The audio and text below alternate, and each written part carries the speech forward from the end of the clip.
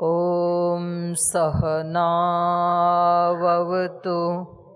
सहनौ भुनक्तु सह वीर्यं करवावहै तेजस्विनावधीतमस्तु मा विद्विषावहै। ॐ पावकानः सरस्वती वाजेभिर्वाजिनीवती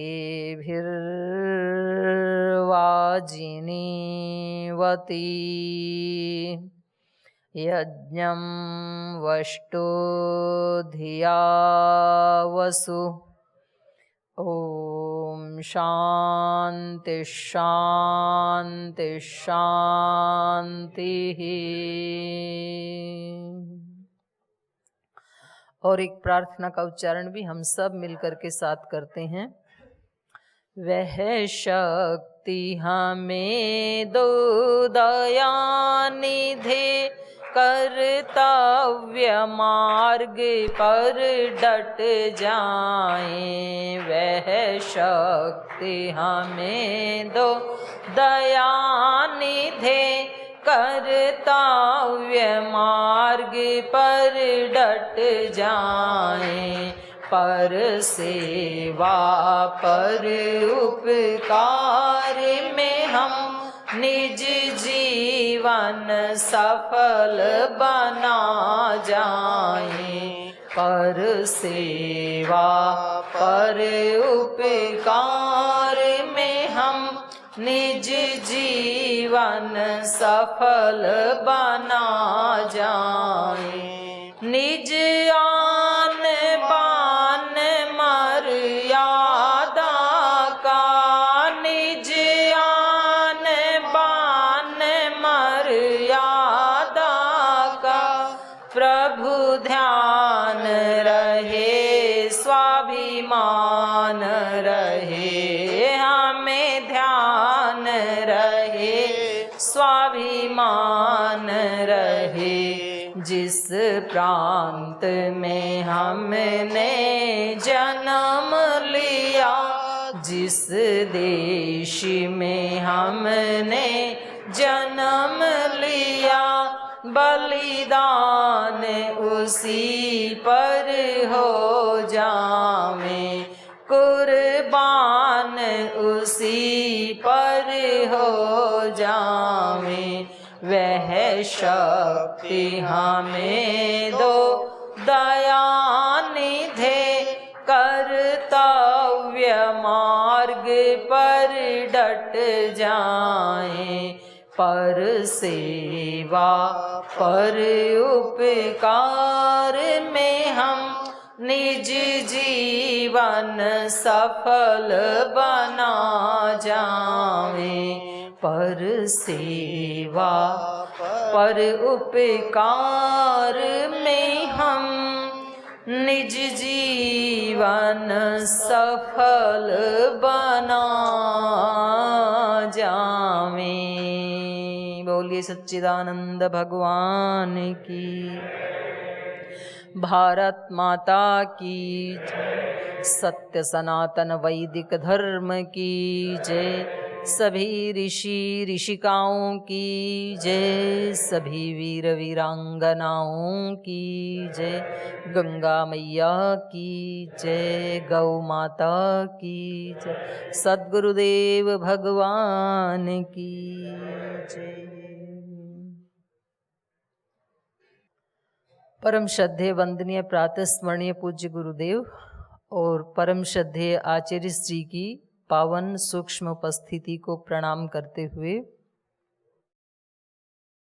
हमारे बहुत ही विद्वान और धर्मात्मा मुख्य केंद्रीय प्रभारी आदरणीय भाई पूज्य स्वामी परमार्थ देव जी, जो आप सबका राष्ट्रीय स्तर पर नेतृत्व कर रहे हैं, उनका जोरदार अभिनंदन है।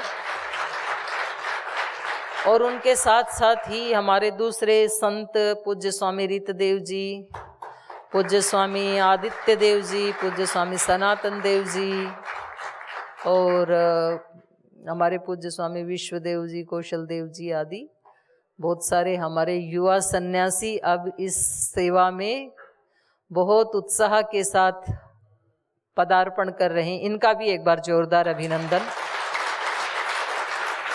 ऐसे ही पूजा साध्वी बहनें भी कर रही हैं।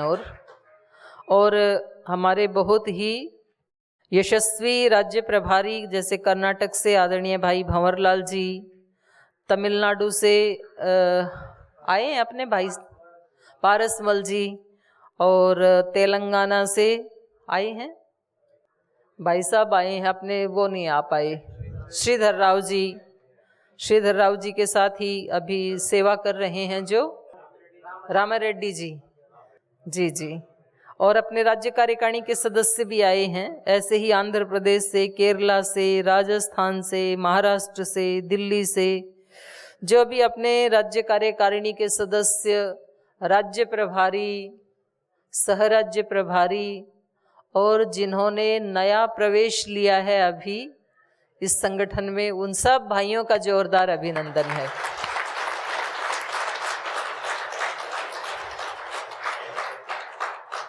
तो सबसे पहले तो मैं पूरे पतंजलि योगपीठ परिवार की ओर से आप सभी का हृदय से बहुत बहुत स्वागत करती हूँ पतंजलि योगपीठ में।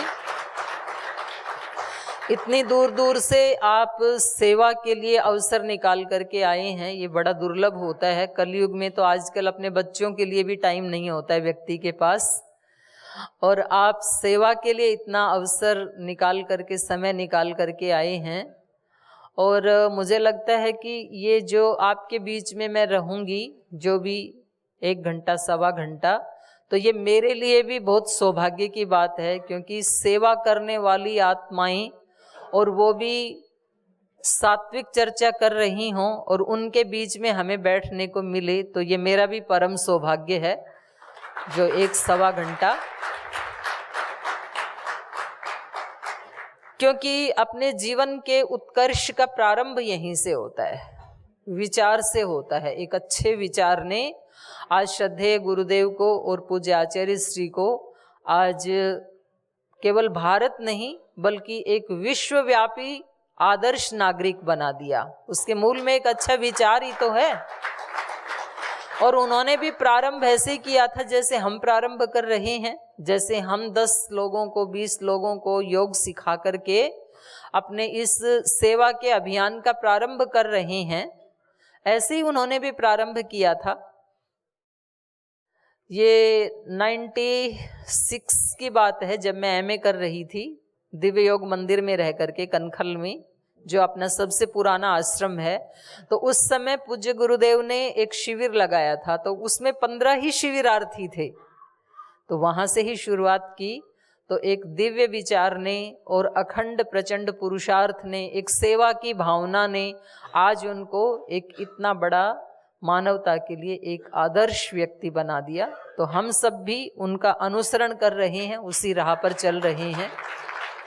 तो कुछ ना कुछ तो जरूर मिलेगा, क्योंकि किया हुआ कभी भी व्यर्थ नहीं जाता है।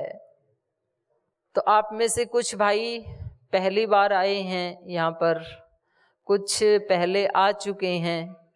और मेरे पास, मैं यहाँ आई हूँ तो 2 चीज़ें मिली हैं। एक तो मेरे को प्रभात संकल्प मिला है, ये पूज्य गुरुदेव ने पहले बनाया था जब एक उसका संघर्ष का समय चल रहा था, कुछ विरोधी ताकतों से लड़ने का जब एक स्ट्रगल चल रहा था, एक अभियान चल रहा था, एक संघर्ष का समय चल रहा था, परिवर्तन का समय चल रहा था, संगठन के निर्माण का समय चल रहा था। तो ये एक बनाया था कि आप लोग अपनी पॉकेट में रखा करो, ऐसे भाइयों को बताया था, और बहनें भी अपने पास रखा करें। और सुबह उठते ही इसको एक बार रीडिंग कर लें, केवल इसको पढ़ लें एक बार, और उसके बाद अपने दिन की शुरुआत करें। तो मैं अभी आई तो मेरे सामने भी ये रखा हुआ मिला, मुझे बहुत अच्छा लगा। और मेरे सामने नवधा भक्ति का वो खोल रखा है।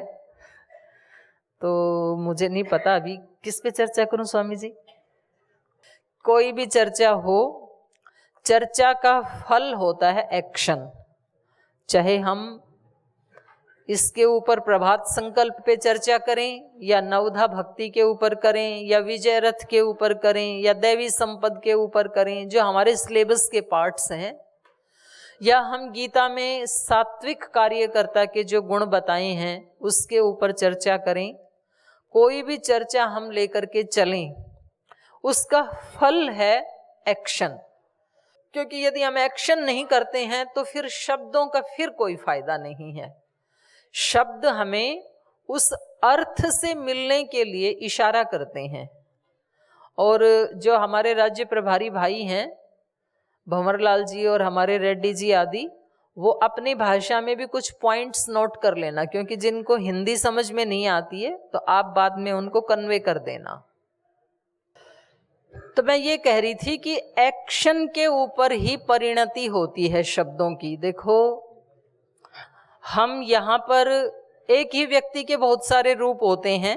जब आप अपने घर में अपने माता पिता के सामने होते हैं तो आप एक पुत्र की भूमिका में होते हैं। अपनी पत्नी के सामने आप किसी के पति हैं, किसी के पिता हैं, किसी के भाई हैं। अनेक, एक ही व्यक्ति अनेक भूमिका निभाता है। लेकिन यहाँ जिस हॉल में आप बैठे हैं, जिस कैंपस में आप इस समय बैठे हुए हैं, तो ये कौन सी भूमिका है? शिष्य की। एक शिष्य की भूमिका है, एक वॉलेंटियर की भूमिका है। तो आज हम उन दो रूपों के ऊपर ही चर्चा करेंगे, क्योंकि जिस समय जिसका प्रसंग हो उसी की चर्चा करनी चाहिए। शिष्य के लिए हमारे यहाँ वैदिक परंपरा में 4-5 शब्दों का प्रयोग किया जाता है।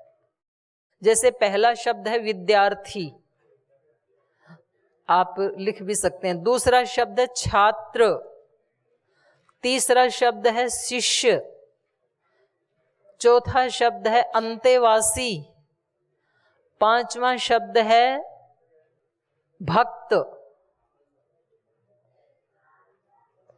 तो ऐसे ये कम से कम 5 शब्द हैं। फर्स्ट विद्यार्थी, स्टूडेंट। दूसरा छात्र, इंग्लिश में तो उसके लिए भी स्टूडेंट ही कहा जाता है। और तीसरा है शिष्य, डिसाइपल। और चौथा है अंतेवासी, इसके लिए अंग्रेजी में कोई शब्द नहीं है, अंतेवासी, ये केवल संस्कृत में ही है। और पांचवा है भक्त, डिवोटी, भक्त। हाँ, सेकंड विद्यार्थी, छात्र, छात्र स्टूडेंट ही है, छात्र हिंदी में होता है ये। अब अंग्रेजी में इन सब के लिए एक ही शब्द है स्टूडेंट, या बहुत ज्यादा से ज्यादा हो तो डिसाइपल हो जाएगा। तो कोई बात नहीं, आपके जो राज्य प्रभारी हैं वो आपको कन्वे कर देंगे, आप चिंता ना करें। आपको जितना समझ में आए उतना समझ लीजिए। विद्यार्थी का मतलब होता है जो विद्या लेने का प्रयोजन रखता है, जिसको नॉलेज गेन करने की अभिप्सा है।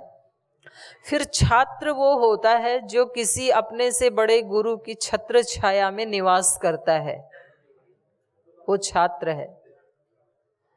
तीसरा फिर मैंने बताया शिष्य, ये थोड़ा और उससे ऊंचे वाली कैटेगरी है, जो अनुशासन का पालन करता है, जैसा गुरु कहते हैं। और गुरु का अनुशासन क्या है?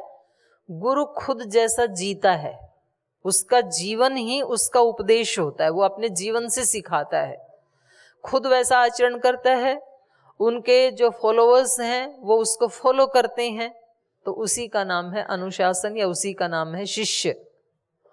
और चौथा शब्द उससे भी आगे बढ़ करके है अंतेवासी। अंतेवासी का मतलब है जो गुरु के अंतःकरण में निवास करता है, गर्भ में निवास करता है। आचार्य उपनयमानो ब्रह्मचारिणम कृणुते गर्भमंत तम्रात्रि तिस्र गर्भे बिभर्ति तम जातम द्रष्टुम अभिसंयंति देवा, ऐसे मंत्र आता है। और एक वेद मंत्र और हमारे आज के इस प्रसंग से मेल खाता है। तो वो ब्रह्मचर्य सूक्त में आता है, अथर्ववेद में। वहां आचार्य के 5 रूप बताए हैं। आचार्यो मृत्यु वरुण सोम औषधय पयः। आचार्य का पहला रूप क्या है? मृत्यु। लिख लीजिए, ये बड़ा इंपॉर्टेंट है। पहला रूप है मृत्यु, दूसरा है वरुण, तीसरा रूप है सोम, चौथा है औषधि और पांचवा है पय। ये 5 रूप बताए हैं आचार्य के। अब हम इन 5 शब्दों का ना थोड़ा सा संभाषण करते हैं। शिष्य के भी 5 रूप बताए, गुरु के भी 5 रूप बताए। आचार्यो मृत्यु, लिख लो भाई आदित्य देव जी, और आप बाद में याद भी करवा देना, ठीक है? तो पूज्य स्वामी आदित्य देव जी आपको याद भी करवा देंगे। आचार्यो मृत्यु वरुणः सोम औषधय पयः। पय मतलब अमृत। कम से कम मेरे को इस बात की खुशी है कि आप बड़े जिज्ञासु हैं, पूछ रहे हैं, इसके लिए आपका अभिनंदन है भाई। नहीं तो ये होता है कि चलो जो भी बोल के जा रहे हैं इनको भी 1 घंटा सुन लेना है। आप पूछ रहे हैं, इसका मतलब आप जिज्ञासु हैं। Thank you. तो देखो, विद्यार्थी, इसका मतलब है हम कुछ सीखना चाहते हैं। तो वो तो सभी के अंदर अभिप्सा होती है। सब चाहते हैं मेरे पास धन ज्यादा हो, सब चाहते हैं मेरे पास ज्ञान आए, ऐसा सब चाहते हैं। जो विद्यार्थी परीक्षा में फेल हो जाते हैं वो भी चाहते तो यही है कि हमें विद्या आए, लेकिन जरूरी नहीं है कि वो उसके लिए उतना पुरुषार्थ करें। तो जब वो पुरुषार्थ करने लगते हैं तो फिर वो छात्र की श्रेणी में आ जाते हैं। किसी की छत्र छाया उनके ऊपर काम करने लगती है, गुरुजनों की। तो ये 2nd कैटेगरी है।